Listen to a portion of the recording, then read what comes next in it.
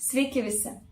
Šiandien aš Jums papasakosiu apie mūsų balso aparatą ir visus esminius svarbiausius dalykus, ką reikia suprasti ir ką reikia išmokti, norint valdyti savo balsą.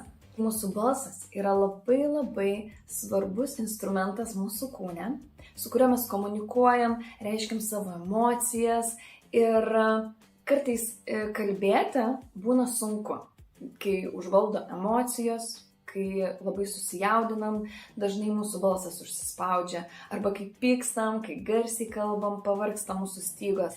Tai pirmas dalykas, ką reikia išmokti, tai naudotis diafragmą ir ją stiprinti.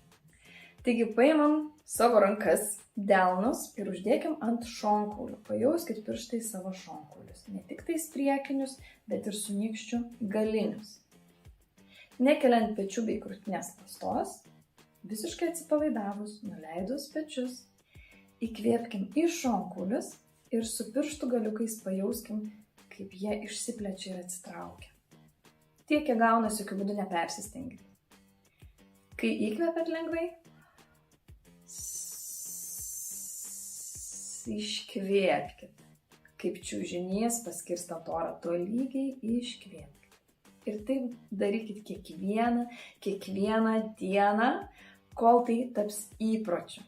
Antras dalykas – suprasti, kur yra mūsų balso atrama.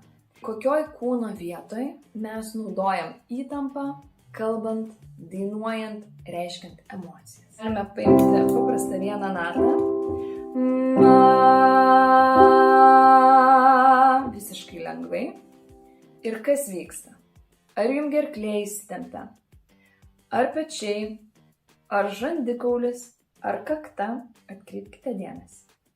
Nes visi raumenys esantys viršutinėje mūsų kūno dalyje turi būti atpalaiduoti. Galite daryti prieš veidrodį. Tai labai naudinga, nes kartais mes nejaučiam ir nepastebim, kas vyksta su mūsų kūnu, kai mes kalbam, kai mes dainuojam ir kuri kūno vieta įsitempia. Atkreipkite dėmesį, labai dažnai įsitempia žandikaulis, labai dažnai pas žmonės įsitempia kakta. Tai būtinai kontroliuokit, atpalaiduokit ir permeskit tiesiog tą įtampą į apatinius pilvo raumenis arba nugarą. Trečias dalykas. Tai yra mūsų balso stygos. Labai svarbu suprasti, kaip jos dirba. Kas su jom vyksta, kai mes kalbam, kas su jom vyksta, kai mes dainuojam, kai mes